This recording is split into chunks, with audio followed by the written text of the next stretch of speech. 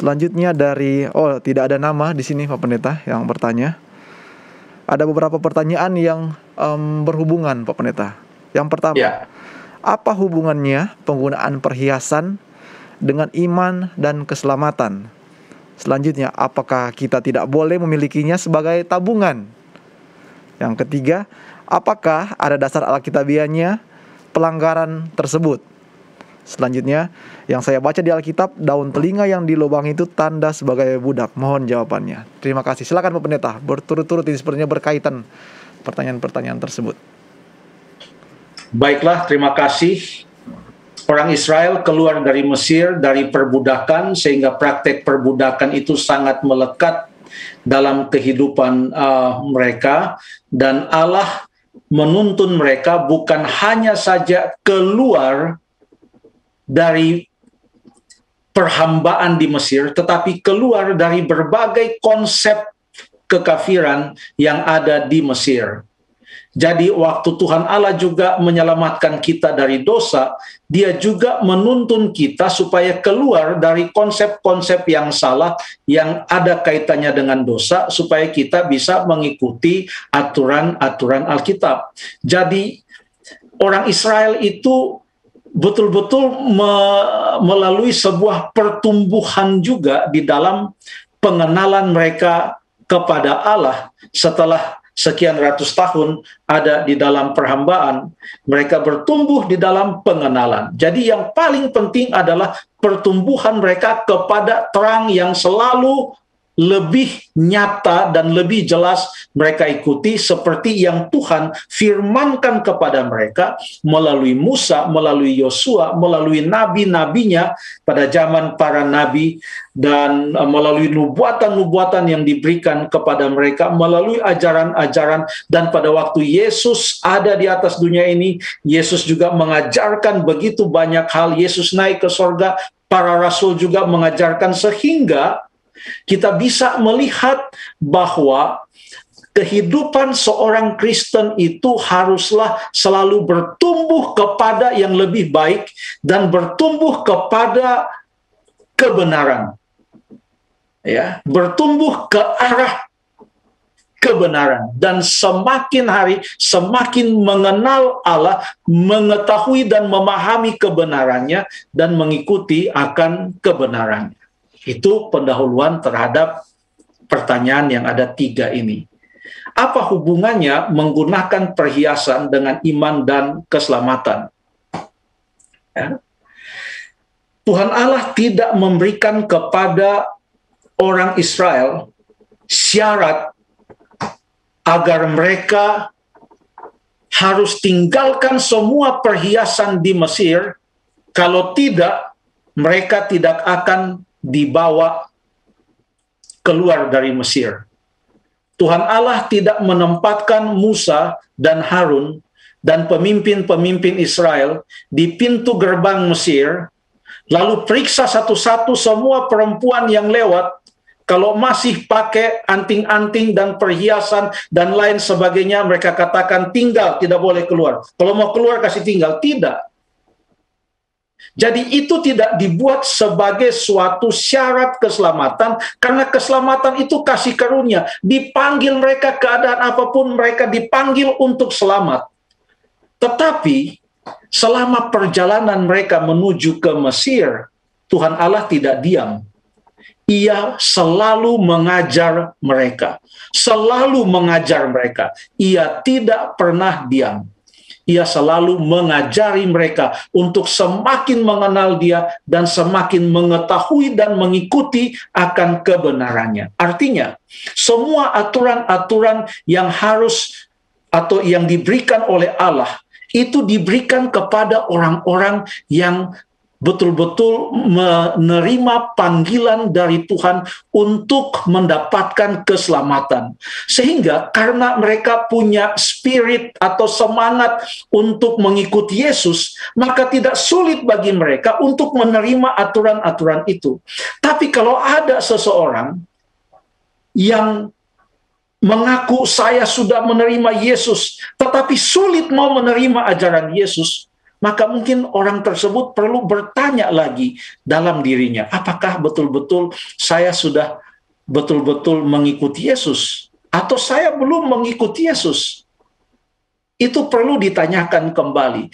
Jadi semua aturan-aturan yang diberikan, itu diberikan bagi mereka yang mau hidup sebagai pengikut Yesus, yang sudah menyelamatkan mereka, dan mereka sudah terima Yesus, dibaptiskan. Lalu kemudian Tuhan mau supaya mereka hidup sesuai dengan apa yang Tuhan sudah sampaikan. Sebelum seseorang menerima Yesus Kristus pun sudah diajarkan. Dan kalau memang orang tersebut mau menerima Yesus, ya tinggalkan apa yang sudah jelas dikatakan jangan. Saya ambil contoh tentang orang Israel. Pada waktu mereka keluar dari Mesir, apa yang terjadi dengan mereka? Kita baca di dalam kitab Keluaran, pasal yang ke-33, ini cerita Keluaran pasal 33 ini terjadi setelah Keluaran 32 yang mencatat orang-orang Israel, mereka menyembah patung lembu emas. Ya, menyembah patung lembu emas. Dan perhiasan-perhiasan dan yang mereka bawa emas, ada disebutkan di situ anting-anting, karena Harun berkata dalam Keluaran 32 ayat yang kedua, berkatalah Harun kepada mereka, tanggalkanlah anting-anting emas yang ada pada telinga istrimu, anakmu laki-laki dan perempuan, bawalah semua. Lalu semua bangsa itu menanggalkan anting-anting emas yang ada pada telinga mereka dan membawanya kepada Harun. Harun kemudian dia lebur itu lalu dibentuk menjadi patung emas. Jadi waktu mereka menyembah itu patung emas, itu semua itu anting-anting mereka itu yang mereka kumpulkan. Anting-anting emas dan perhiasan-perhiasan mereka yang mereka kumpulkan, lalu kemudian mereka sembah. Sehingga di sini bukan hanya berbicara tentang penyembahan berhala, tapi berbicara tentang konsep bahwa diri itu lebih penting daripada Allah. Menomorduakan Allah, mereka menyembah, seakan menyembah perhiasan mereka sendiri. Kan itu yang terjadi. Jadi perhiasan mereka itu adalah yang lebih utama. Mereka mau korbankan itu asal mereka bisa menyembahnya kembali. Patung emas itu. Nah, setelah itu terjadi, apa yang Tuhan Allah firmankan kepada orang Israel? Kita baca di dalam pasal berikutnya, dalam Keluaran pasal yang ke-33. Kita baca Keluaran pasal yang ke-33, saya akan baca ayat yang ke-5 dan ayat yang ke-6. Berfirmanlah Tuhan kepada Musa, katakanlah kepada orang Israel, kamu ini bangsa yang tegar tengkuk.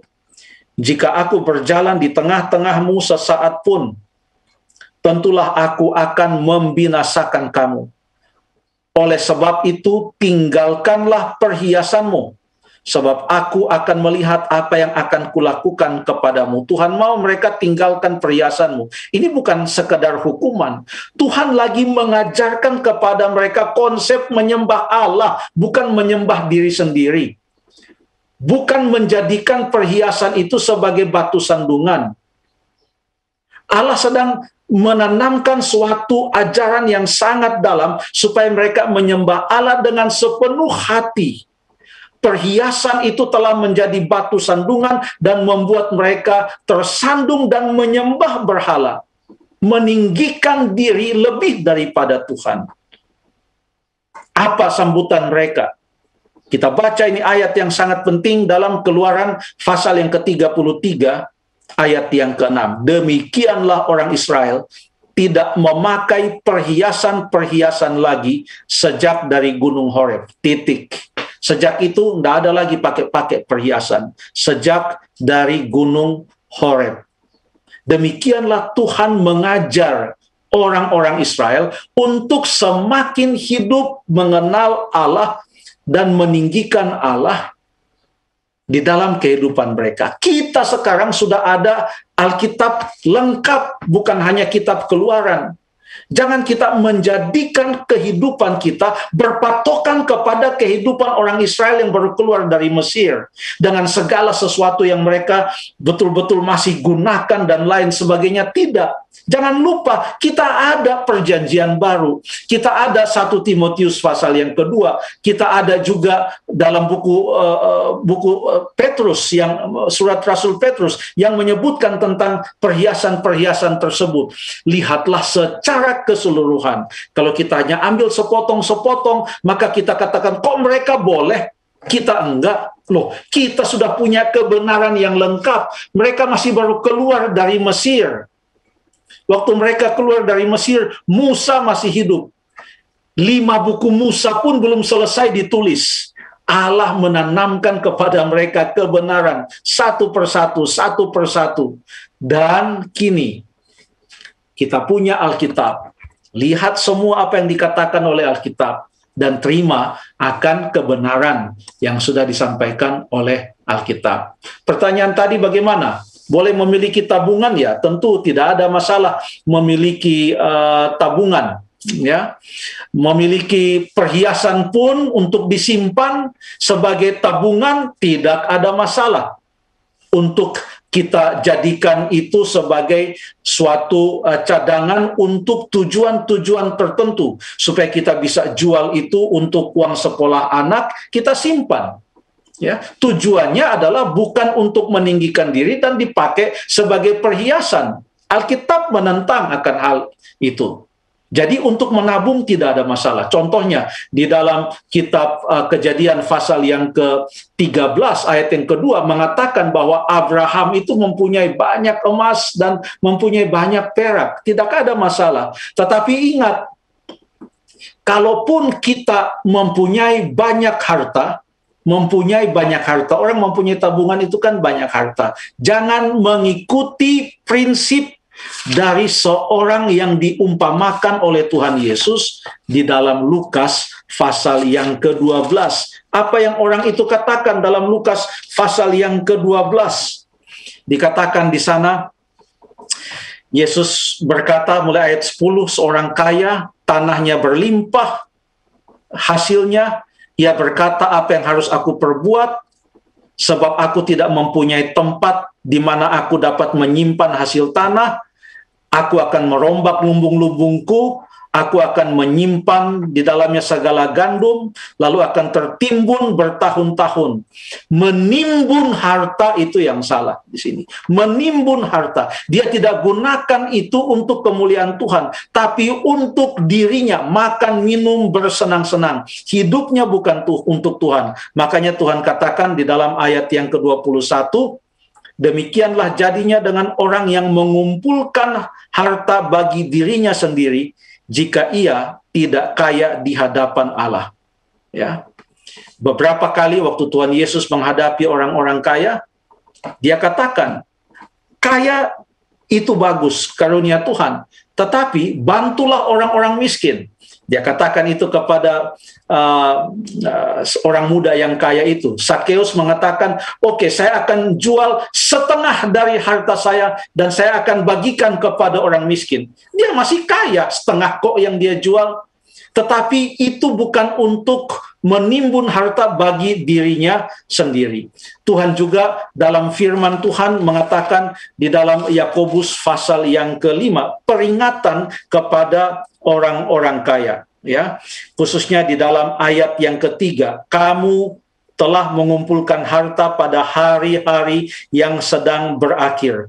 Padahal dalam ayat yang keempat terdengar teriakan besar karena upah kamu tahan dari buruh yang telah menuai hasil ladangmu dan telah sampai ke telinga Tuhan semesta alam, keluhan mereka yang menyabit panenmu dan lain sebagainya. Makanya ini dikaitkan dengan pekabaran di dalam kitab Yakobus, karena di dalam kitab Yakobus disampaikan mengenai iman dan perbuatan. Ini dalam konsep untuk berbagi kepada mereka yang tidak mempunyai. Dan ini termasuk kepada orang-orang yang kaya, ya, atau orang-orang yang dipercayakan Tuhan dengan banyak milik atau kepunyaan. Biarlah mereka menjadi saluran berkat. Contohnya saja di dalam Yakobus pasal yang kedua. Yakobus pasal yang kedua, kita baca di dalam ayat yang ke-15. Jika seorang saudara atau saudari tidak mempunyai pakaian dan kekurangan makanan sehari-hari, dan seorang di antara kamu berkata, ya, siapa ini kamu, umat Tuhan, ya, termasuk di sana kamu yang dituliskan di dalam pasal yang kelima. Jadi sekarang, hai kamu orang-orang kaya, ya.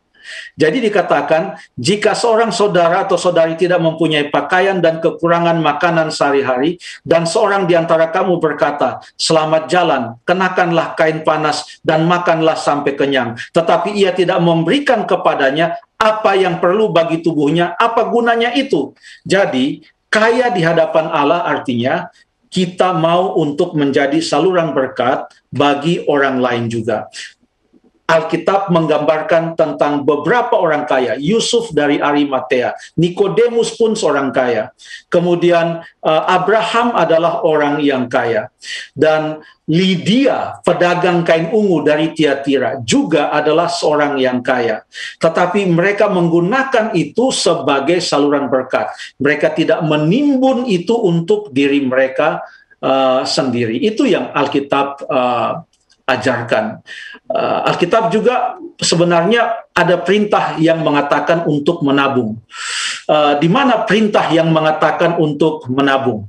Dalam kitab Amsal, walaupun tidak dibuat dalam bentuk perintah langsung, tapi dalam bentuk perumpamaan, hai pemalas, pergilah belajar kepada semut.